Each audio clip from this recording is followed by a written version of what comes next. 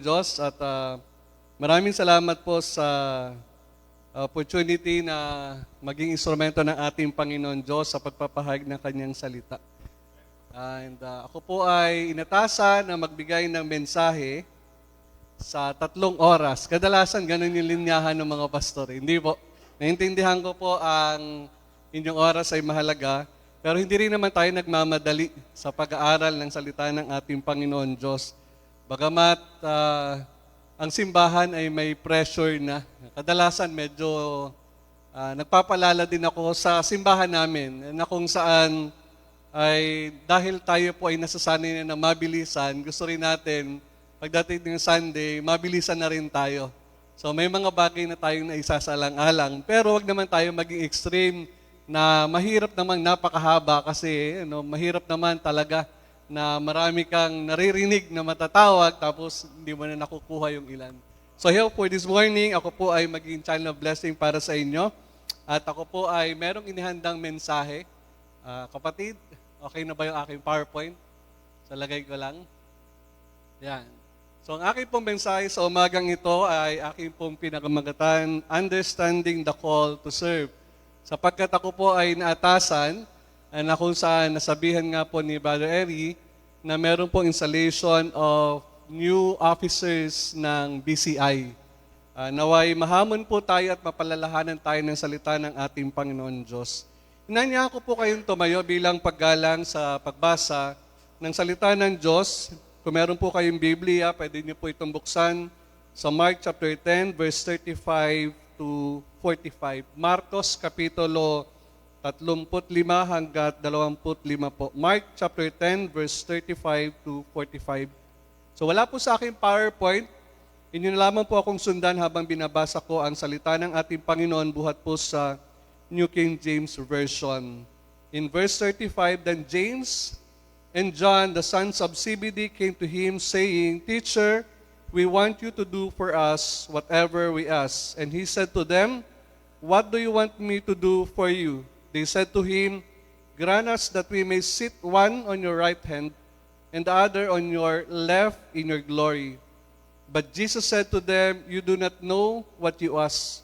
Are you able to drink the cup that I drink and be baptized with the baptism that I am baptized with? They said to him, We are able. So Jesus said to them, You will indeed drink the cup that I drink, and with the baptism I am baptized with you will be baptized. But to sit on my right hand and on my left is not mine to give, but it is for those for whom it is prepared. And when they heard it, they began to be greatly displeased with James and John. But Jesus called them to himself and said to them, You know that those who are considered rulers over the Gentiles lord it over them, and their great ones exercise authority over them. Yet it shall not be so among you, but whoever desires to become great among you shall be your servant, and whoever of you desires to be first shall be slave of all. For even the Son of Man did not come to be served, but to serve and to give his life a ransom for many. Pagpalain po ang pagkabasa ng kanyang salita. Please be seated po.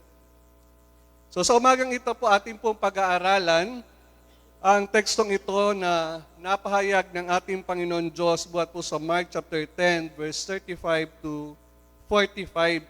Ito po ay very interesting passage sapagkat mismo ang ating Panginoong Hesus ang nagturo sa mga disipulo sa katotohanan po ng pagiging tanyag. So maraming mga tao kasi gusto maging tanyag. I'm not saying it's bad na tayo po ay maging tanyag. Okay? Pero ano nga ba yung pamantayan na ipinapakita ng mundo patungkol sa katanyagan? At ano ngayon ang sinasabi ng Diyos patungkol sa katanyagan? At tayong mga anak ng ating Panginoon Diyos, parati tayo dun sa definition na ibinigay ng ating Panginoon Diyos. So sa ating pong pag-aaral sa tekstong ito, naway makita po natin ang tunay na kadakilaan sa kaharian ng Diyos ay nakakamit sa pamagitan ng abang paglilingkod sa iba. Now, true greatness True greatness in the kingdom of God is achieved through humble service to others. Kung nais natin maging tanyag, sa harapan ng ating Panginoon Diyos, ay kinakailangan yung paglilingkod sa mga tao. At sana sa bawat nasa gobyerno, naunawaan ang bagay na to. We are not in the government para sa ating sarili o para sa ating pamilya, kundi para sa ating Diyos, paglilingkod sa kapwa Pilipino. So titingnan natin yung tatlong bagay. Kadalasan sabi nga, ang mga Baptist mahilig po sa 3 points. Okay? So parating ganun ang aming, siguro, dahil yun ang itinuro sa amin, dala-dala na namin, hindi na kami nakakawala. Pero pwede rin naman pong 2 points. Pero ako po ay parating nasa 3 puntos. Una, titingnan po natin ito in verse 45. Now, Jesus as the ultimate example of service. Sino ba yung pinakamodelo natin patungkol sa service na ating ginagawa? Balikan lang natin yung teksto in verse 45. Ang sabi doon, sapagkat kahit ako, na anak ng tao ay naparito sa mundo, hindi upang paglingkuran. Now take note of that. Sabi niya, hindi upang paglingkuran, kundi upang maglingkod at magbigay ng aking buhay para matubos ang maraming tao. For even the Son of Man did not come to be served, but to serve, and to give His life a ransom for many. Entitled ang ating Panginoon na paglingkuran siya. Pero nung siya po'y nasa lupa, tandaan po natin, He is the King of Kings and the Lord of Lords. And yet, nag-render siya ng service sa mga tao. At alam natin yung classic example. So ngayon ay nalalapit yung tinatawag na mahal na araw. So yung paggunita sa ginawa ng ating Panginoong Hesus, 2,000 taon na ang nakakaraan, na ang Diyos ay nagkatawang tao, ay ang ating Panginoong Hesus. At bago naganap yung kanyang pag-aalay ng buhay sa krus, nakita natin na kung saan yung mga maduduming paa ng mga disipulo ay kanyang hinugasan. Makikita natin, yun yung pinakamababang uri na matatawag. Kasi kung ikaw ay slave at naandun ka sa tahanan, now to wash the disciples' feet. Ito na yung pinakamababang uri sapagkat nung una naman wala namang mga sasakyan. Wala na naman mga karwaheng matatawag na marami, although may asno, may kabayo, pero most of them, they are walking. Wala naman silang maayos na daanan. So malamang yung mga paano mga disipulo at ng mga tao pumapasok sa tahanan ay hindi malinis. Anong ginawa ng ating Panginoong Hesus?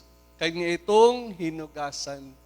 Ito ay pagpapakita ng napakagandang example na dapat nating tularan. Now, a short background ng Mark chapter 10, dito po ni-record ni Mark na kung saan yung 2 disipulo ng ating Panginoong Hesus, na si Juan, si John and James, ay lumapit sa ating Panginoong Hesus at sila po ay merong ni-request. Maging in the book of Matthew, the same account na kung saan makikita natin yung nanay naman ng 2 ito. Okay? Na kung saan lumapit sa ating Panginoong Hesus, na kung saan meron din siyang hiningi patungkol saan? Sa pwesto na dapat nilang kalalagyan. Sabi nga dun sa verse 37, they said to him, grant us that we may sit one on your right hand and on the other on your left in your glory. Sumagot sila, sana po kapag nagkahari na kayo, ay paupuin nyo kami sa inyong tabi. Isa sa kanan at isa sa kaliwa. That was the request of James and John to be seated beside of the Lord Jesus Christ. It's a highest possession. Yun ang nais nila.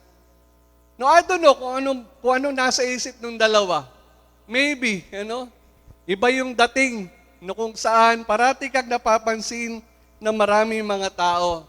And then, sinabi ng ating Panginoon, ang mga katotohanan, no, patungkol sa kanilang pagdadaanan, kakayanin nyo ba yung mga bagay na to? Kadalasan, marami ang gusto ng pwesto, pero yung responsibility ay ayaw. Yun ang problema ng marami. Maybe advantage for them, pero yung sacrifice is another story. Now dito ipinakita ng ating Panginoon kung paano mag-render ng service. Now in Philippians chapter 2, verse 6 and 7, yung kanyang pagpapakumbaba na matatawag humility in action. Now sabi doon, who being in the form of God, did not consider it robbery to be equal with God, but made himself of no reputation, taking the form of a bondservant and coming in the likeness of men. Sino ang ating Panong Jesus? Di po ba siya ay Diyos? Diyos na nagkatawang tao? Pero ayon sa tekstong ito, makikita natin na kung saan hindi naman iniwan ang pagiging Diyos niya. Nananatiling Diyos ang ating Panong Jesus. Hindi nawala ang pagka-Diyos ni Kristo nung siya ay nasa lupa. Yung mga sasabing rights and privileges, yun lang yung nireserve ng ating Panginoon. Halimbawa, katulad ng, pwede naman hindi siya magutom. Okay? Pwede naman, sa isang pitik niya, naandun na siya sa kabilang lugar. Pero hindi ginamit ng ating Panginoong Hesus yun eh. Sumakay siya ng bangka, kumain siya, natutulog siya dahil napapagod na matatawag. Saan yung tao? Pero hindi nangangahulugan na nawala ang pagka-Diyos ng ating Panginoong Hesus. Again, He is the King of Kings and the Lord of Lords. Hindi nawala yon. Pero siya ay nasa lupa, anong ginawa niya? Siya ay nag-render ng service. Siya ay naging tao o nagkatawang tao na matatawag. Nag-submit siya sa kalooban ng Amang nasa langit. Now, ano yung practical application na po pwede natin makuha? Now, just as Jesus humbled Himself, we should set aside our pride and serve others by volunteering, helping those in needs, and being available to listen and support. It's very simple na matatawag. Paano tayo makakapag-render ng ating mga service as we imitate our Christ? Mahirap kasi kung halimbawa pagdating sa simbahan, tayo po ay merong possession. Pero sa labas, in a corporate, meron din tayong possession. Now, in the eyes of God, lahat po tayo pantay-pantay. Wala pong mayaman at walang mahirap. Pero dahil nga meron kang pinanggalingan, maybe in a corporate world, you are the president. Pero pagdating sa church, we are all servants of Christ. Lahat tayo manggagawa. Kaya nga meron tayong general principle, okay? Or mga panatuntunan na sinusunod sa simbahan, lalo na sa mga fellowship, kung ano ang kinakain ng isa, kakainin ng lahat. Hindi po pwedeng ito ay para dito. Although, sa ating mga fellowship, we give something dun sa mga bisita na matatawag, hindi ko sinasabing gawin niyo po sa akin, okay? Pero ganun yung ating pag-entertain or pagiging hospitable bilang mga mananampalataya.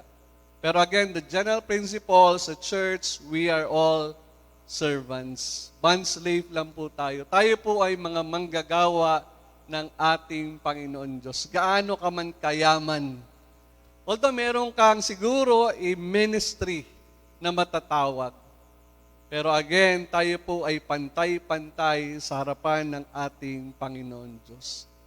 Yung pagpapakumbaba sa ating mga sarili. Hindi natin sinasabing ako ay presidente na matatawag. Ako ay manager na matatawag. Hindi ko kinakailangan gawin yan.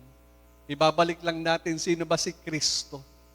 Siya ang Diyos, Panginoon at tagapagligtas, and yet, nung siya'y nasa lupa, inugasan niya ang mga paa ng mga disipulo. Pwede namang hindi gawin ng Panginoon yun. Pero bakit ginawa ng ating Panginoon Diyos? Okay. Pangalawa, makikita rin din natin dito the ultimate sacrifice. Nasabi sa Romans chapter 5 verse 8, most of us familiar sa passage na to. At ang sabi, but God demonstrate His own love toward us in that while we're still sinners, Christ died for us. Ipinakita ng Diyos sa atin ang kanyang pag-ibig sa ganitong paraan, kahit nung tayo makasalanan pa, namatay si Kristo para sa atin.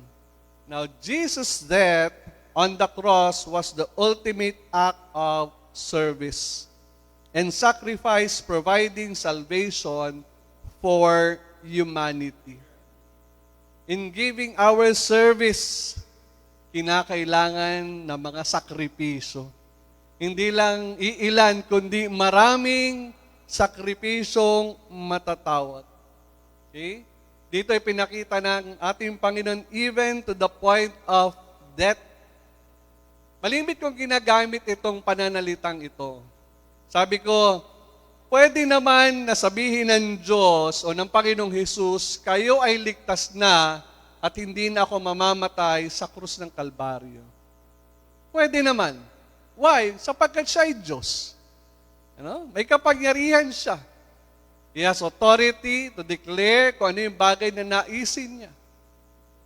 Pero bakit ginawa pa ng Diyos sa ating kalalagayan, ibinigay ang kanyang nag-iisang anak ang Panginoong Hesus?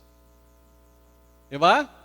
Makikita natin yung sacrifice, yung pain na pinagdaanan ng ating Panginoong Hesus to encourage and to challenge every servants of Christ. Dadaan din tayo sa maraming mga suliranin, kabigatan sa buhay. Madalas, o may mga pagkakataon, sasabihin mo, anong bagay na ginawa kong mali? Bakit yan pa ang nakuha ko na matatawag? Now, for many years in the ministry, ako po ay 22 years na sa iglesyang ibinigay ng ating Panginoon Diyos sa akin. Ako po ay for 22 years na nasa church. Kaya naunawaan ko yung pain na matatawag.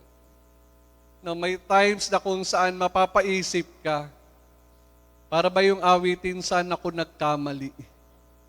Di ba? So malimit kong ginagamit yung illustration. Lahat naman tayo mayroong mga pagkakamali. Pero alam po ninyo, may mga pagkakataon na kung saan, katulad nitong illustration dun sa whiteboard, diba? May isang pagkakamali ka lang, ang matatanda nila, hindi yung kabutihan mo, kundi yung kulay itim na naandun. And it will happen sa bawat buhay ng mga manggagawa. But never stop giving or rendering our service para sa ating Panginoon Diyos. Sacrifice, kinakailangan, parating nandun. Now, application, parati po ako naglalagay ng application po kasi sa lahat ng mga puntos ko. Now, serving others sometimes means putting their needs above our own, even when it's challenging, mga kapatid. So, ito po ay napakaliwanag na madalas mauuna yung pangangailangan ng ibang tao. Gusto mo nang matulog, pero kinakailangan pa rin. No, naintindihan niya ni Pastor Arnold. Di ba? Brother Eri, may mga pagkakataong katatapos mo pa lang, tapos bigla may magte-text, Pastor. Mga tipong ganun. May nakita ko parang nakapost sa Facebook, 3 o'clock in the morning. Sabi nung kumatok sa tahanan nila at hinahanap yung pastor. Nakapagsalita yung pastor. Sabi niya, pagbigyan naman ninyo ako, matutulog pa lang ako. Ito'y joke lang naman. Matutulog pa lang ako. So parang guilty yung nag-message. Katatapos ko lang mag-video okay. Okay? So madalas, maraming pagkakataon na kung saan masasacrifice talaga yung mga personal na bagay para sa atin. Para sa kapakinabangan ng ating mga kapatid sa iglesia. Hindi lang sa iglesia, pati na sa ating mga community.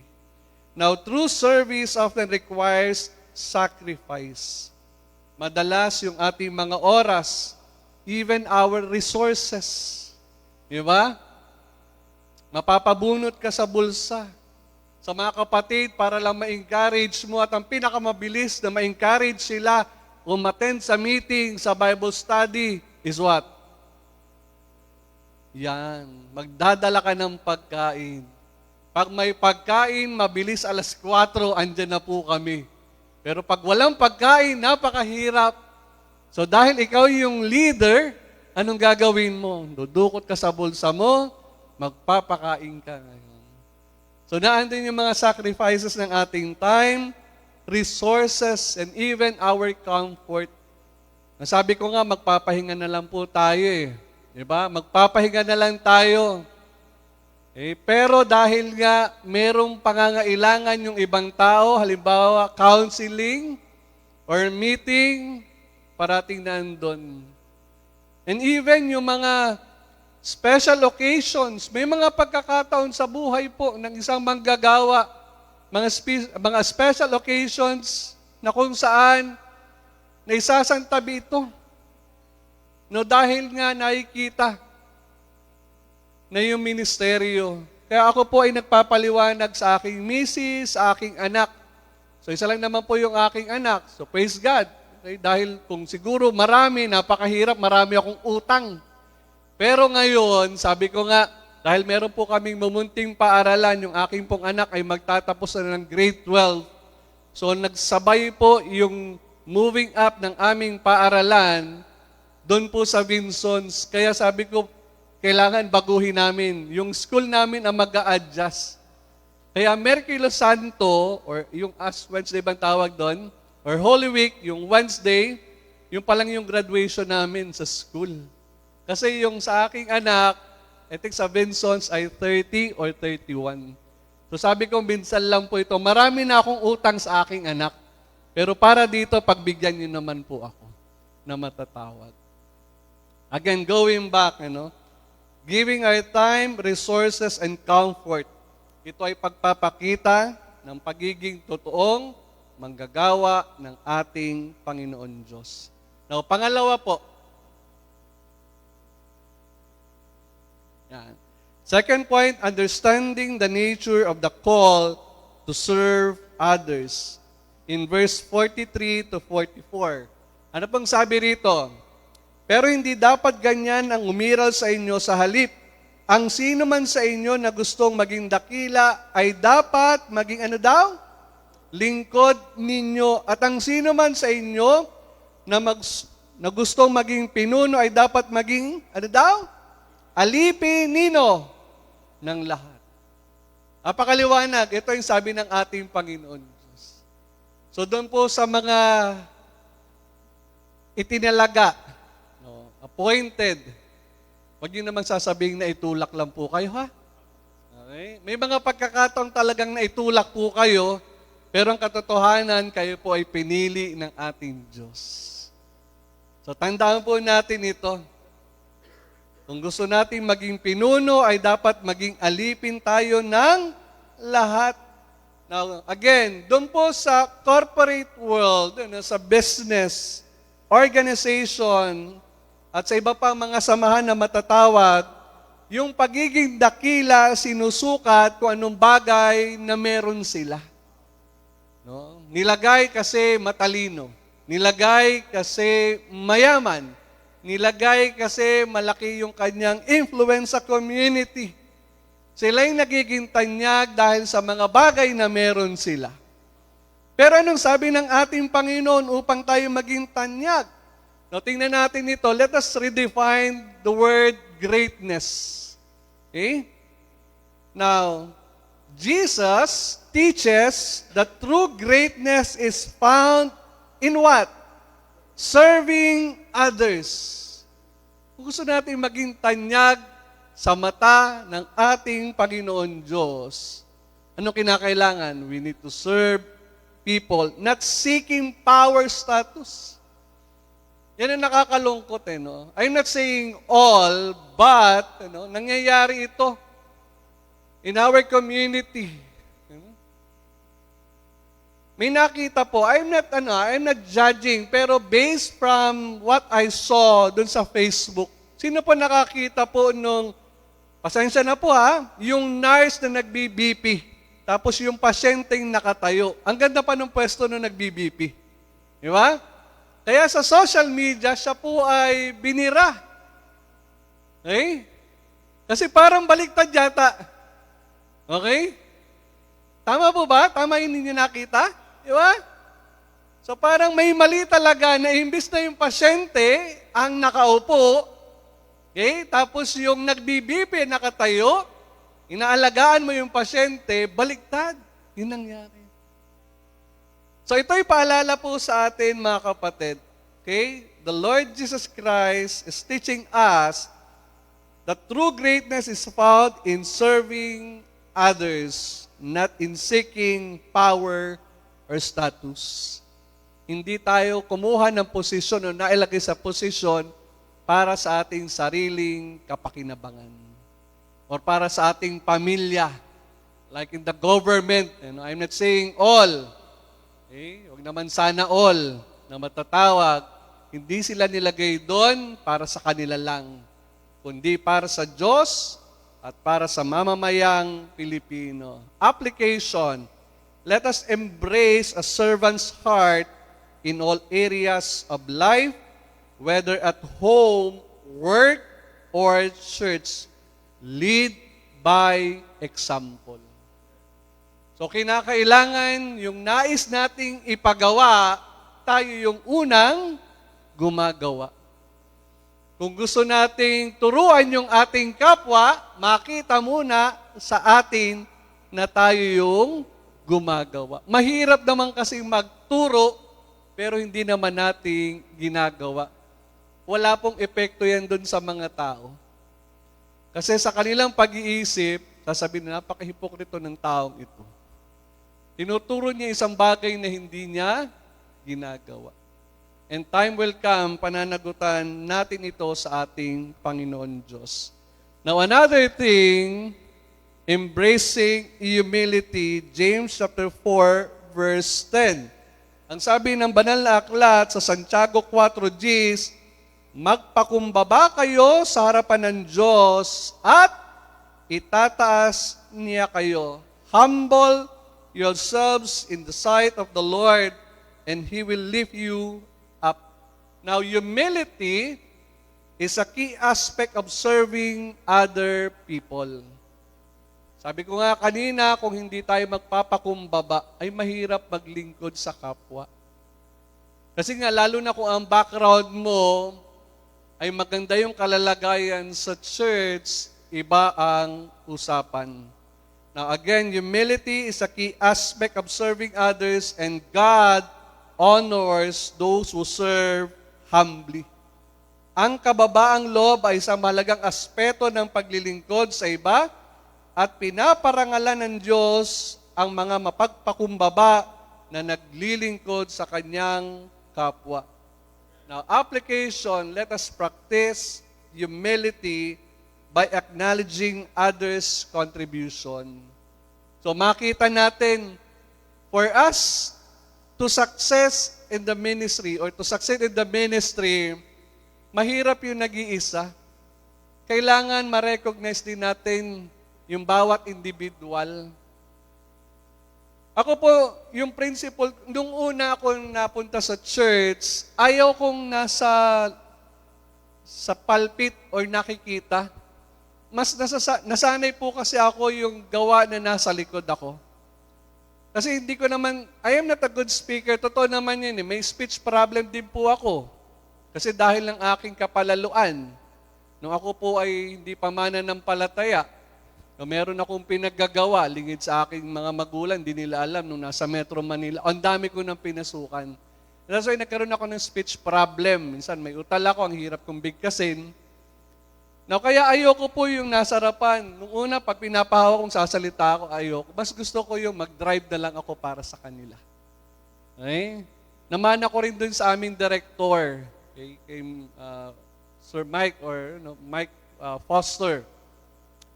Kasi sinabi, natatandaan ko, na if you drive dun sa mga tao in the church, no, kung ikaw yung driver, you serve people. Di ba? You serve people. Kung nagluluto ka, di ba? Lahat napapagministeryan mo kasi lahat kakain. Pero madalas, yung mga taong hindi nakikita, hindi na na-acknowledge. So wag natin kalilimutan din dito sa church, leaders, bagamat ilalagay din naman natin sa aspeto na hindi naman tayo nangangailangan ng recognition, but do not forget to acknowledge those people who are working at the back na matatawa. Okay? Mahirap din naman. So dapat maging balance rin po tayo. Okay?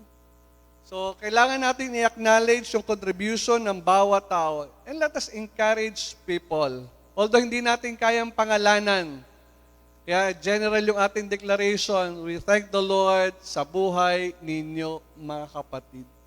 Kilala na ninyo kung sino kayo. Hindi tayo katulad nung nasa labas sa mundo. Kapag nagbigay, kinakailangan makita yung mga pangalan. Diba? Makikiran muli po ako, ha? So wag naman po kayo magagalit. Eto, meron po akong napansin, Hindi naman pera talaga ito ng mga government officials. Pero nilalagay nila yung mga pangalan nila. Buti na lang ngayon, meron yatang direktibang DLG, alisin, di ba? Pero meron po akong malimit na ginagamit. Habang ako po ay papuntang Labo, may nakita ako. Sino ba naman sa katinoan ng pag-iisip, ang ilagay mo ang iyong pangalan sa bubong? May napansin na po siguro kayo niyan. Sabi ko, sana yung ginamit na lang na paglalagay ng pangalan doon, yung effort doon, pinakain na lang niyo. Pero bakit kailangan mo lagyan ng pangalan yung bubong? Diba? Meron siguro kayo napapansin ng gano'n. Nasa bubong, napakalaki. Hindi ba namang may tinong tao na nakalakad na nakatingala? I don't know kung ano nasa kaisipan po nila. Okay? Pero wag naman po sana. Again, let us practice humility by acknowledging others' contribution and let us encourage them and recognize their value. Last, mga kapatid, okay? The significance of service in the Christian life. Why is service important in the life of a Christian? Bakit po ba mahalaga na meron po tayong ginagawa, that we are not designed to come, sit, and go home. Tandaan po natin yan. Hindi po disenyo sa Kristiyano ang pumunta sa simbahan, maupo, okay, makinig, tumayo, at umuwi. No, ang bawat isa po sa atin ay meron po tayong kanya-kanyang mga gawain. Maybe you are not called to be a pastor of the church. Maybe you're not called to be part of the praise and worship. Okay? Katulad ko, hindi ako pupunta sa praise and worship. Bagamat ako po ay member ng choir. Okay? Sa choir po kasi tenor ako. Okay? Tenorture yung boses ko. And that is why hindi ako talaga po pwede rito. Pero nung nag-uumpisa kami sa ministry, dahil ako yung pastor, prayer meeting, kailangan ko mag-lead. Nagsusong lead kami. And we use hymns dati. Okay? So dahil galing kami ng seminary, so praktisado kami sa song leading. Praktisado yung kamay ko, alam ko yung measurement, pero hindi praktisado yung boses ko. Kaya hindi ako nagbibigay ng nota o yung ng tono. Kasi kahit anong bigay ko, mali talaga. Sabi ko, ready, sing. Ganun lang, diretso na. Di 4/4 na yan, kung 3/4 man yan, nagkakasundo naman po kami. Again, ang bawat sa atin ay meron tayong kanya-kanyang ministry na matatawag. Okay? Bakit mahalaga po ito? Sa bawat buhay ng mga mananampalataya, ayon po sa Biblia, ang paglilingkod ay isang pangunahing aspeto ng pagsasabuhay ng pananampalataya at pagsasakatuparan ng pag-ibig buhat sa turo ng ating Panginoon Diyos. Balikan lang natin yung sinabi ko kanina in in 1 Peter chapter 4 verse 10. Ang sabi rito, as each one has received a gift ang bawat anak ng Diyos, bawat mananampalataya, ay meron tayong natanggap na kaloob. At ang sabi ni Pedro, minister it to one another as good stewards of the manifold grace of God. Ang bawat anak ng Diyos ay merong spiritual na kaloob. Walang sino man po sa atin ang wala na matatawag. Lahat tayo meron na spiritual gifts. Maybe you are good in mercy, administration, pastor, teacher. But definitely, ang bawat anak ay meron pong spiritual na kaloob. At ang sabi ng Diyos, we need to minister it to one another as good stewards of the manifold grace of God. Now, as Christian, we are called to use our gifts and talents to serve others. Let us follow the example of the Lord Jesus Christ. No, gamitin po natin yung ating mga spiritual na kaloob, yung ating mga talento. Maybe you are good in singing, join sa praise and worship team. Maybe you are good in drawing, so use your talent. Sa church. Maybe you are good in cooking, doon tayo sa kitchen ministry. Maybe you are, magaling ka rin sa pagdadrive, then maghatid sundo rin. May iba't iba tayong talento. Na-left out ko yung kanina, yung dancing. Pwede rin. Kasi alam ko, meron po kayong tawag yun, mga tambourine. Oh. Then, use your talent. Kadalasan, ginagamit natin yung ating talento sa mundo, pero hindi sa simbahan. Nakakahawak tayo ng mic. Lalo na pag may karaoke, talagang bumibirit. Pero sa church, again, to encourage, kapatid, use your talent sa church. Sa technical, yung mga kabataan. Ako po ay computer science graduate. Ako po ay isang programmer sa mahabang panahon. Pero huwag niyo na po ako tanungin ngayon. Kasi 1997 pa ako, maga ako nagretiro na po dyan. Okay? Pero kita mo yung mga kabataan.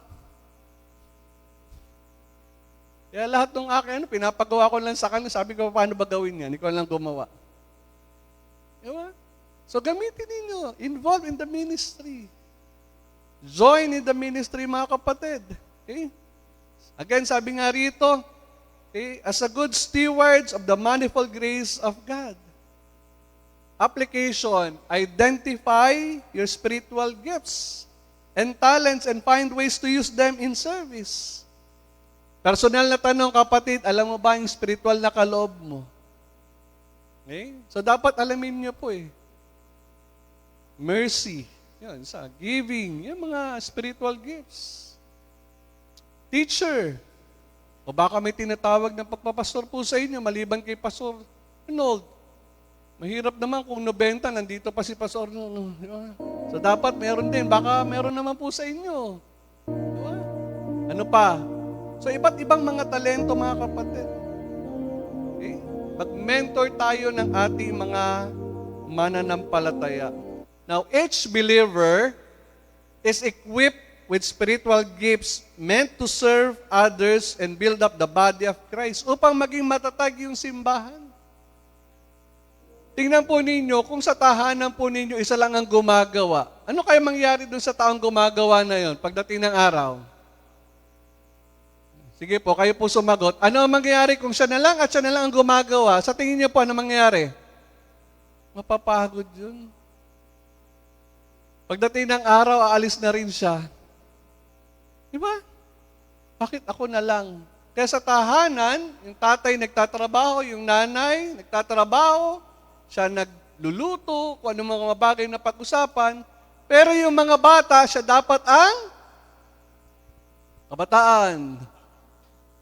Pag pinagluto kayo ng inyong magulang, kayo ang Kayo ang yun ang sumagot, Pareho din kayo sa simbahan. Ginaganon ko. Kaya pag mga fellowship, pag na natin pinag-uhugas yung matatanda, diba? Huwag na natin pag-usapin yung matatanda. Diba? Tandaan niyo po sila yung malaki na contribute para may makain. Tapos yung iba sila yung nagluto. Tapos sila pa yung maghuhugas. Sarala ang usapan yan. Hindi po, totoong seryoso po ako, mga kapatid. Ay. Huwag niyo pong pinaghuhugas yung mga matatanda. Hindi ibig sabihin, hindi nila gawa po talaga yon. Pero yun ay para sa mga nagsisimula, mga kabataan. Sa tahanan, ganun din po. Okay po ba, mga kapatid? Okay? So, meron tayong mga ministeryong dapat nating ginagalawan. Okay? Tayo po ay magkaisa upang maging magaan ang gawain sa loob ng simbahan. Kung maraming gumagawa, mas magaan at ang pagpapala ng Diyos ay parating nandun. Okay po mga kapatid? Bilang pagtatapos, conclusion, understanding the call to serve is fundamental to our Christian walk. It's very basic. Every Christian should have service na matatawag. Bawat mananampalataya ay dapat may mga gawang ginagawa or ministeryong ginagawa natin. Katulad ng ating Panginoong Hesus, na siya yung ating pinakamodelo, at ang katanyagan na kanyang itinuro na kung saan ay pagpapakumbaba at magre-render tayo ng service sa tao para sa kapurihan ng ating Panginoon Diyos. So let us commit, let us commit to serving one another with humility and love, following in the footsteps of our Savior, the Lord Jesus Christ. Tayo pong lahat ay umuko at manalangin, Ama namin Diyos, na mapagmahal at dakila, maraming salamat po sa inyong biyaya. Salamat sa mensahe na aming napag-aralan na napakinggan. Naway ito po ay maging hamon sa bawat buhay namin ng aming paglilingkod ay dapat na merong kasiglahan na hindi napipilitan. At ang paglilingkod na nais namin ay maitaas ang pangalan lamang ninyo. At kami ay maging instrumento ng pagpapahayag ng inyong mga katotohanan at maging sa mga pagpapala. Amin Diyos, naway ang mga salitang ito na aming napag-aralan ay hindi lang namin naisulat o nabasa, kundi ito ay isa pamumuhay namin. Ito ay gagawin namin hindi para sa aming sarili, kundi para sa inyo. At upang maging lingkod ninyo dito sa lupa, maging sa iglesyang ito. Salamat po aming Ama. At kayo po ang patuloy na tumawag ng mga manggagawa sa iglesyang ito. Na alam po namin, O Diyos, ng bawat isa ay may angking talino na galing sa inyo at ang bawat isa ay merong spiritual na nanggaling sa inyo. Naway gamitin po namin ito, O Diyos, patuloy na pagyamanin at kami naniniwala, aming Diyos, na kailanman hindi nyo kami pababayaan o pagkukulangin man, O Diyos, anuman ang mga bagay na aming na isasacrifice, anuman yung mga bagay na aming na ibibigay. Salamat po aming Ama sa inyong mensahe. Ito po ang aming dalangin sa pangalan ng aming Panginoong Hesus, na aming Panginoon at tagapagligtas. Amen.